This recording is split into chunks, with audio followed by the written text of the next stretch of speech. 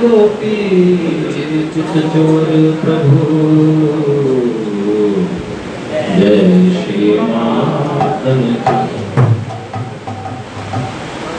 भक्त भक्ति भगवंत गुरु चतुर नाम वपुए इनके पद वंदन किए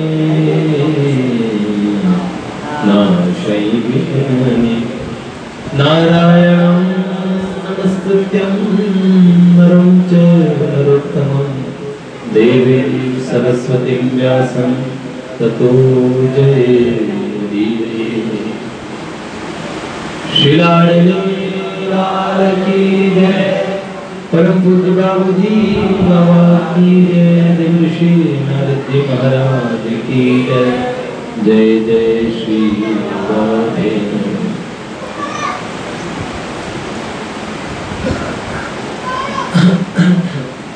कैसे हैं आप सब लोग? आनंद है?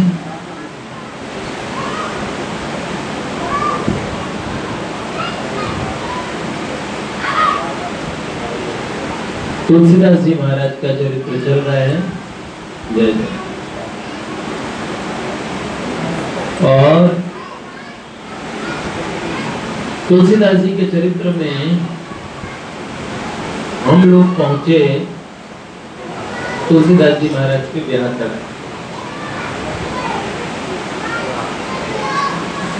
अपने गांव में तुलसीदास जी की गांव वालों ने कुटिया बना दी और हमने कहा एक ब्राह्मण देवता ने अपनी बेटी का ब्याह माँ जगदम्बा भवानी के कहने पे तुलसीदास जी से कर दिया। देखो कितना प्लानिंग है। ब्याह माँ जगदम्बा के निर्देश पे हुआ।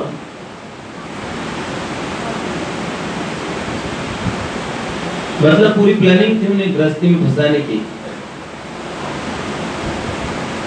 लोग अपनी अकल लगाते हैं,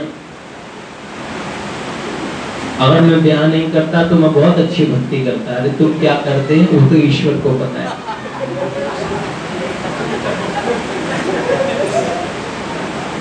हाँ? पहले तो ये स्थिति रहती है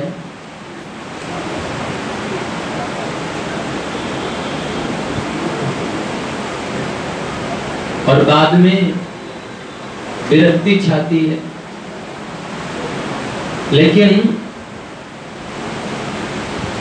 वास्तविक स्थिति भगवान को पता है। जीव का आसक्ति के कारण पतन होता है, ये बात पक्की है। परिस्थितियां तो आएंगी ही, उसमें गिरना न गिरना वो जीव के अपने डिटर्मिनेशन, दृढ़ निश्चय उसके ऊपर निर्भर करता है। आपको एक बात बताएं,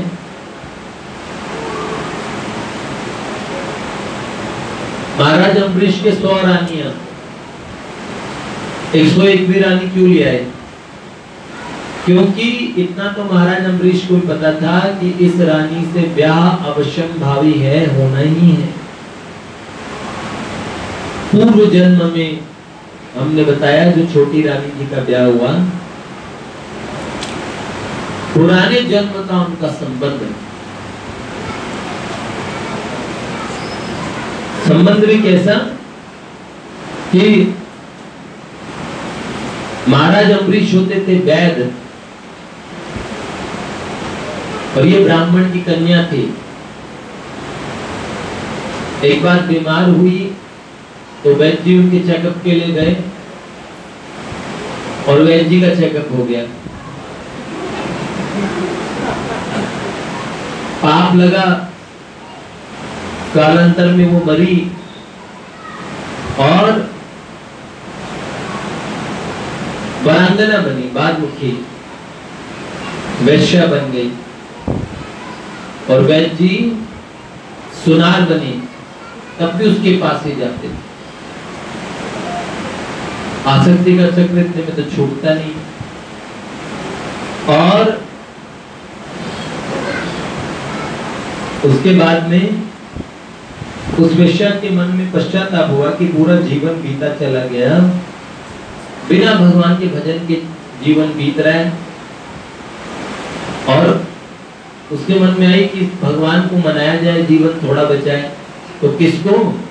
हमारे भोले बाबा को मना लो जिसका दिल चाहे। फिर तो भगवान शंकर के मंदिर की स्थापना करने के लिए उन्होंने संकल्प किया, मंदिर बनाया बड़ा। तो वो सुनार था ना, उसने कहा अगर तुम मेरी सब कुछ हो तो तुम्हारी खुशी में मेरी खुशी, मैं भी भोले बाबा का मंदिर बनाता हूँ। तो उसने अपना धन, बहुत धन लगाया और अपनी प्रेमिका को दिखाने के लिए खुद चढ़ गया मंदिर की गुंबद पे कलश लगाने के लिए। अब भैया ऊंचे लोगों को कलश वलश जिनका प्रैक्टिस का काम है वही कर पाते हैं, लोग बड़ी में बहुत ज्यादा मारे जाते हैं। किसी को दिखाने के लिए सेल्फी खींच रहे हैं ट्रेन से लटक के, और फिर लटक गए।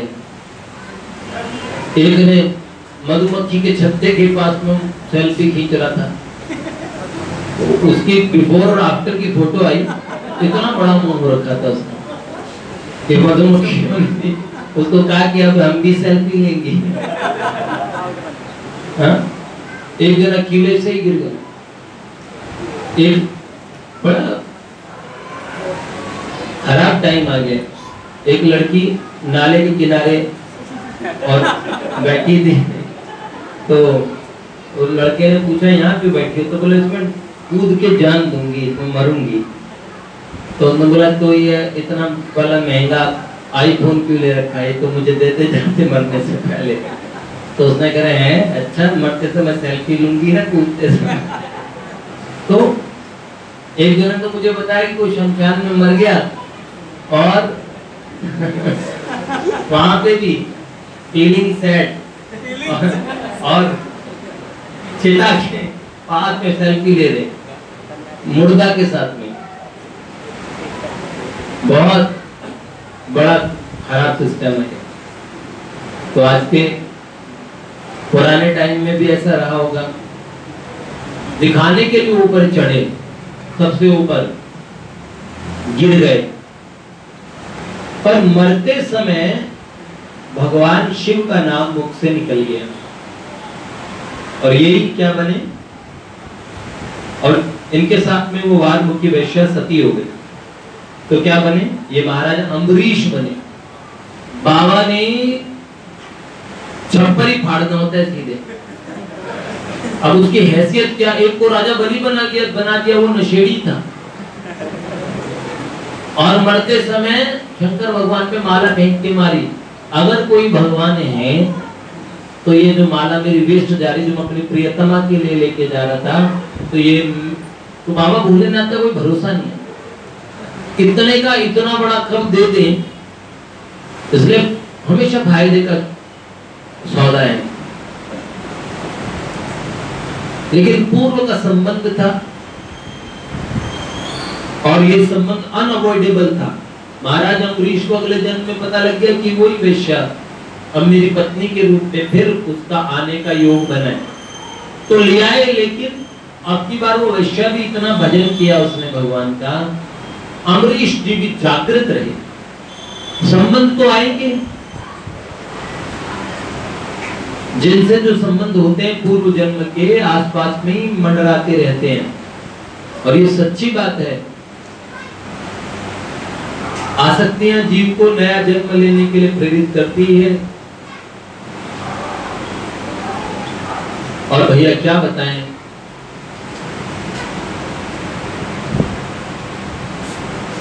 ऐसा ही एक उदाहरण आता है। बहुत अच्छे श्रेष्ठ भक्त हुए पंडित जगन्नाथ जी, नाम सुना आप लोगों ने? कौन है पंडित जगन्नाथ? जगन्नाथ जी भक्तमाली जी नहीं, रामकृष्ण गर्दन हिला रहे हो, कहाँ सुना है? अभी सुना है? अरे अभी सुना है जो आप बोल रहे हो। बात तो सही है। मैंने कहा पंडित जगन्नाथ जी नाम सुना है? हाँ। बोले कब सुना है? अभी सुना है। शाश्वत मीटिंग करके आ गए, आ जाओ। और वो कहाँ है? तुम्हारे एम्प्लॉय।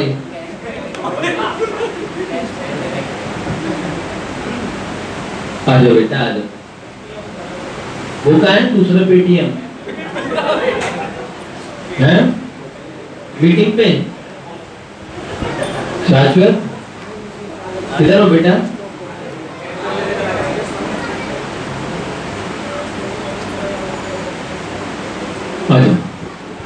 कहाँ है तुम्हारा बॉस? कहाँ है?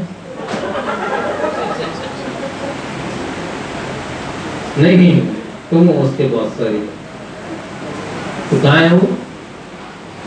आ रहे?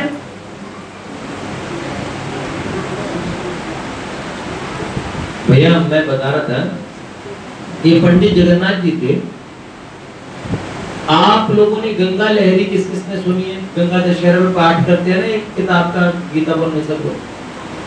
ये पंडित जगन्नाथ जी थे, ये गंगा मैया के बहुत अच्छे भक्त थे। और इतनी अच्छी भक्ति, ये जब गंगा जी को पाठ सुनाते, गंगा जी कुछ भी सुनाते तो गंगा जी की लहरें इन्हें रास्ता देती थी। गंगा जी की एकदम मतलब ये समझ लो, उफनती हुई गंगा जी की धाराओं के बीच में खाट बिछा के सो जाते थे। वो कहते थे ना, माँ मुझे जल पीना, तो गंगा जी की धारा निकलती थी, उससे तो हम घूमे जाते थे। इतना मतलब गंगा जी उनकी बात सुनती थी। उन्होंने गंगा लहरी लिखी। उनको बादशाह अकबर के खानदान में और किसी मुसलमानी माता जी से प्रेम हो गया। अब देखो क्या कैसा संस्कार रहा, क्या चीज रही। ये जो प्रेम वाली बात है ना, इसमें तो आज के लोगों की सबकी आंखें चमक जाती है। लेकिन बाकी का पार्ट अगर सुनाए और किसी के जीवन में उतर के आए, वो भक्ति, वो चीज जो देखने लायक है। ये बातें तो संसार में सब जगह लगी पड़ी है। लोग टीवी सीरियल खोल लो, सिनेमा देख लो, सब चीज जैसे लगाते हैं, संसार ही यही है। और बाद में सब रोते हैं, लेकिन बाद का रोना कौन जानता है? सब लोग पहले तो सोचते हैं, बस वो ही सबको नजर आता है। डीडीएल देखी समापन, जहाँ सिमरन जी ले अपनी जिंदगी, इतने में खत्म। उसके बाद नहीं पता कि, उसके बाद पता क्या सिमरन राज का क्या हुआ होगा। फिर ऐसा ही होता है भैया। सोने की चैन कब दोगे? चैन से सोने कब दोगी? रोज का झगड़ा, रोज की सब चीजें, फिर वो संसार असली वाला उतर आता है। मानते नहीं है कोई इस बात को, नहीं समझते राम भैया। तो उनको बादशाह के परिवार में किसी मुस्लिम कन्या से उसका प्रेम हो गया। उन्होंने जहां पर अकबर के सामने गए और उनको शायद उनको संस्कृत में कविताएं सुनाई, और कितनी बड़ी बात कहती, दिल्लीश्वर हुआ जगदीश्वर हुआ। या तो दिल्लीश्वर है या जगदीश्वर है। जगत के नाथ भगवान और दिल्ली के बादशाह अकबर की तुलना कर दी। अकबर भी वाह वाह वाह वाह, क्या बात है, महाबदौलत खुश हुए, अब कुछ भी मांगो। तो उन्होंने कहा खाओ पुराने पाप की कसम। उन्होंने खा ली। अब उन्होंने भी तत्काल बक दिया कि वो जो आपके घर में जो कन्या है आपके रिश्तेदार की, उस मुसलमान ने इससे मेरा ब्याह करा दिया। उस समय मुसलमानों का शासन था, इतना बड़ा विवाद हुआ और ब्राह्मण लोग भी सारे बिदक गए। उन्होंने कहा ये क्या बात है, ये तो हमारे सारे ब्राह्मण कुल का, ये तो वर्ण संकर हो जाएंगे, ब्राह्मण कुल का नाश हो जाएगा। अरे बाबा, बहुत ही भयानक। लेकिन बादशाह ने जवाब दी, उनका निकाह पढ़वा दिया। अब निकाह करवा दिया, उन्होंने भी निकाह कर लिया। देखो अब उस कन्या का उनसे प्रेम था, लेकिन उनके अंतःकरण में ये बात पता थी कि इस कन्या से इनका विवाह होना है। वो तब भी जागृत थे, ये संबंध होना है जिसे महाराजा अम्बरीश ने स्वीकार किया था। और उन्होंने क्या किया, वो कन्या किसी दुर्विपाक से मुसलमान घर में उसका जन्म हो गया। कायदे से वो कोई बहुत शुद्धात्मा थी, कोई जीवन में ऐसा दोष हुआ कि वो मुसलमान खानदान में जन्म हुआ उसका। तो समाज के लोगों ने स्वीकार नहीं किया। कैसे स्वीकार करेंगे, आज भी हम लोग भी नहीं स्वीकार करेंगे। तो पंडितों ने कहा ये बड़े गंगा जी के भक्त बनते हैं, अगर गंगा जी प्रकट होके इनकी विवाह को कह दें वैलिड है, वैध है, तब तो हम मानेंगे, नहीं तो हम मानेंगे ये विवाह अवैध है, ये विवाह नहीं है, ये गलत है। तब उन्होंने गंगा लहरी की रचना की उस समय। और गंगा लहरी कैसे, देखो गंगा मैया से प्रार्थना करते हैं, कहते हैं हे मां, मैं जगन्नाथ, मैंने देखा है, मैंने सुना है कि जब सुंदर राजरमणियां अपने हृदय पे जो कुमकुम लगाती है और कस्तूरी का जो लेप करती हैं, जब वो स्नान करने जाती हैं तो आपके जल में स्नान करने के कारण वो कस्तूरी जो उनके हृदय पे लगी थी वो गंगा जल में घुल गई।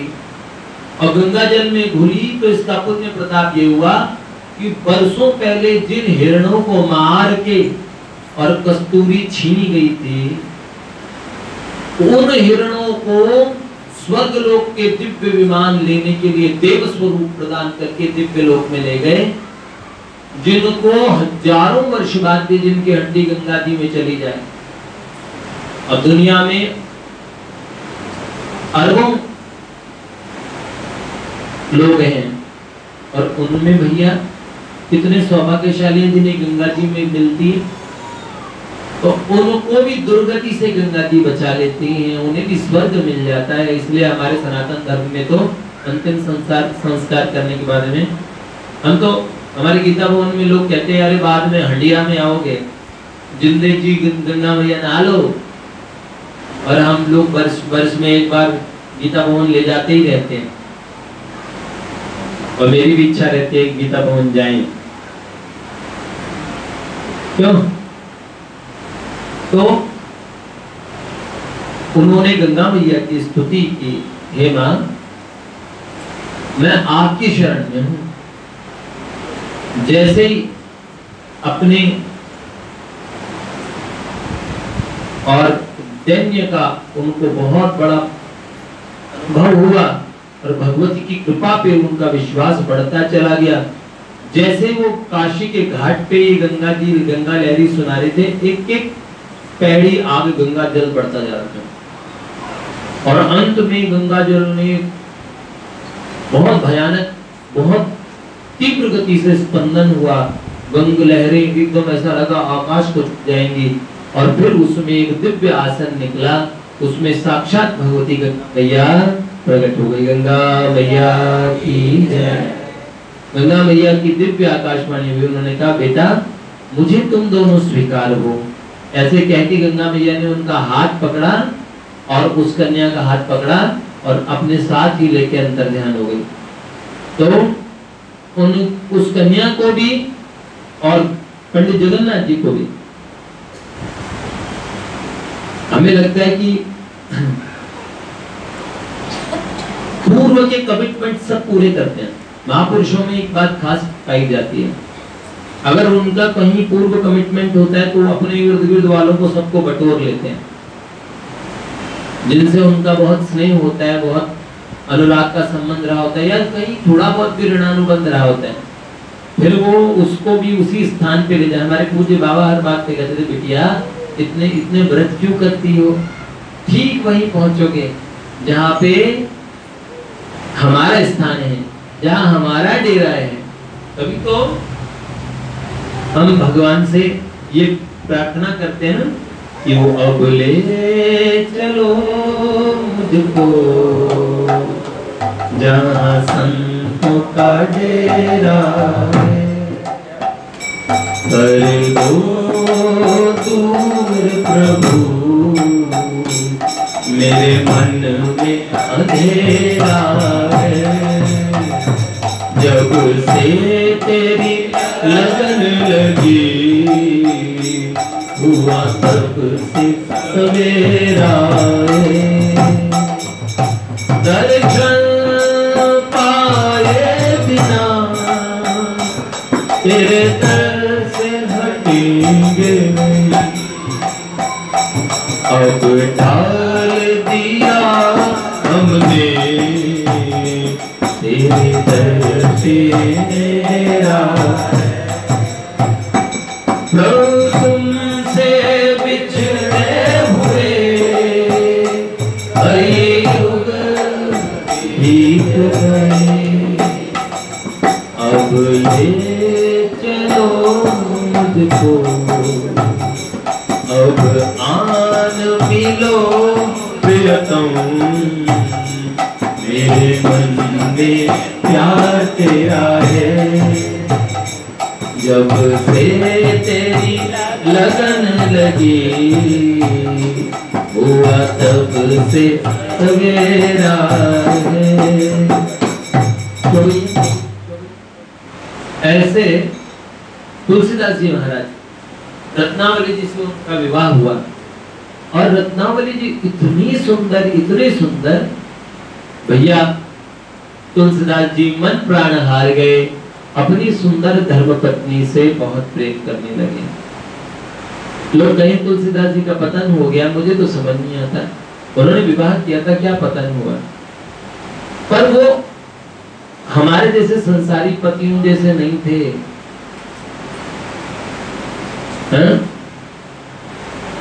एक दिन के लिए भी उन्होंने अपनी पत्नी को घर ही नहीं जाने दिया, जमुना पार।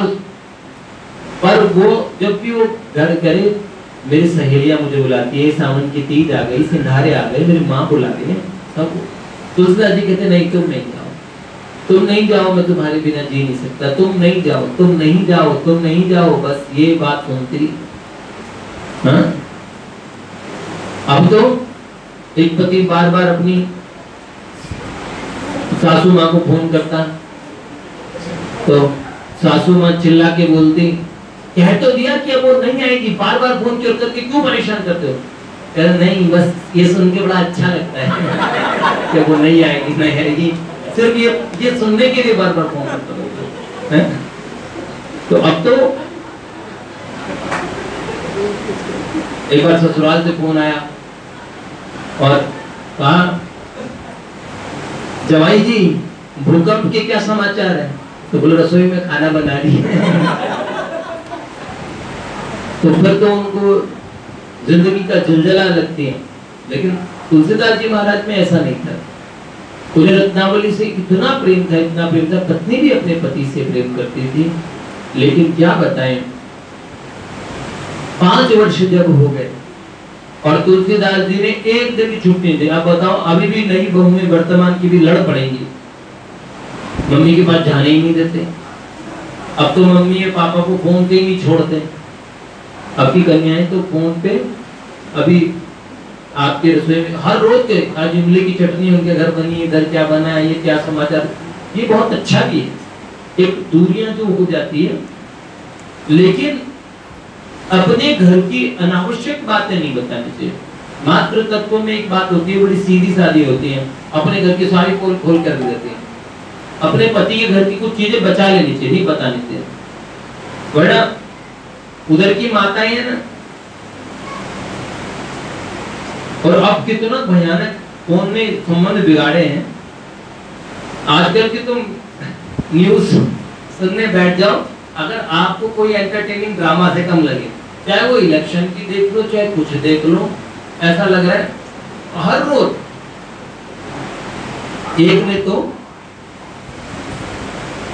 अपनी माँ से फोन किया कि माँ मेरा उनसे झगड़ा हो गया। तो माँ ने कहा बेटा झगड़ा होता रहता है, ये तो कोई बात ही नहीं है, इसमें क्या है, पति पत्नी में तो झगड़ा चलता ही रहता है। तो बोले माँ वो सो तो ठीक है, पर ये बताओ लाश कहाँ ठिकाने लगाओ। मार डाला जान से। कमाल की चीज है, ये भी होता है। खबरें आती रहती है, ऐसी भी खबरें आती है, आप नहीं मानोगे। हंस रहे हैं लेकिन ये बात सच्ची है अर्जुन।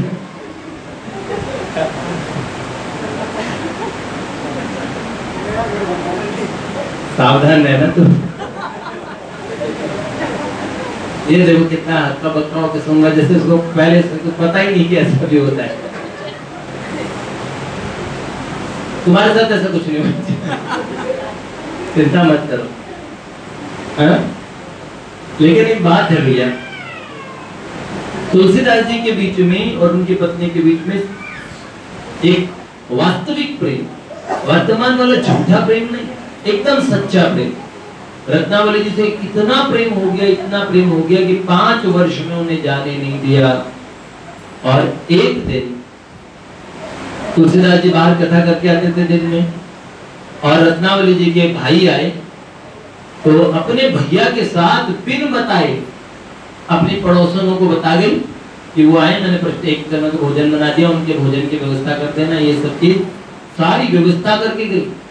और उन्हें बिन बताए, इन्फॉर्म किए बिना चली गई अपने जमुना पार जाना था नाव से, और वहां तारीपतो गांव में अपने पीहर चली गई और कह के गई मात्र एक दिन 24 घंटे मुझे वहां रहना है। और ऐसे दीवाने पति तो कहां से मिलेंगे। भाई क्या बताएं, तुलसीदास जी महाराज जब घर लौटे और घर सूना मिला, इतने दुखी हुए, इतने दुखी हुए। उन्होंने बार बार सबसे पूछा तो उन्होंने कहा वो तो कल आ जाएगी, आज के लिए वो वहां गई है। बस तुलसीदास जी के ऊपर वज्रपात हो गया कि अब वो रहेंगे कैसे, आज कैसे रात्रि निकलेगी उसके बिना।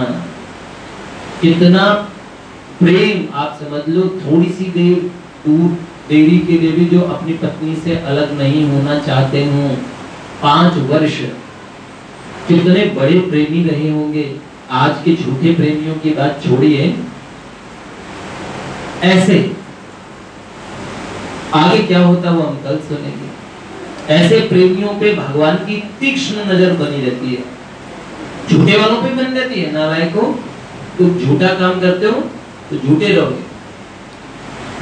एक दिन उन्हें किस तरह सच्चा प्रेम मिल जाता है। सच्चा प्रेम कौन सा है? संसार का प्रेम भी ठीक है, माता पिता भाई बहन सब अच्छे हैं, पत्नी पति बच्चे सब अच्छे हैं, सब प्रेम आवश्यक है। लेकिन भगवान के प्रेम को छोड़ के अगर हम ये प्रेम लेके रखते हैं तो समझ लो चावल, जो धान होती है एक होती है भूसी और उसके अंदर में होती है चावल, ऊपर का भूसी। तो हम वो थोथा भूसा कूटे और उसमें सोचे धान निकलेगी, नहीं।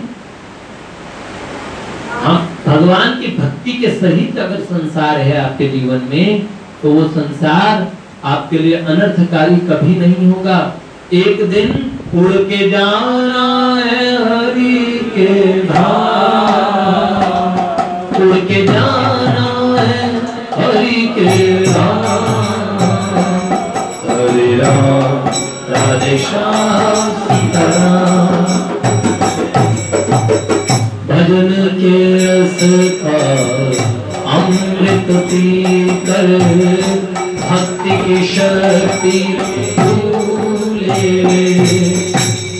अपने मानव तन जीवन को प्राणियां सफल कर ले आवागमन को प्रणाम, कर ले आवागमन को प्रणाम। हरे राधे श्याम सीताराम।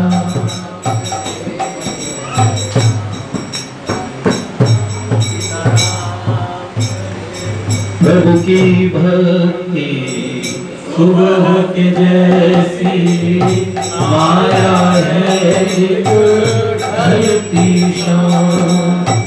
दुविधा में ये दोनों जाए माया मिले न तुझको राम।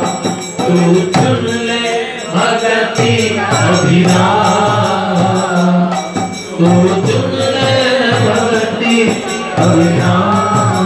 रेडी करो रेडी करो। हरे राम राधे श्याम मैं तुझा, तब तक मैं टाइम पास कर रहा हूं। बोल पिंजरे का तोता राम, बोल पिंजरे का तोता राम।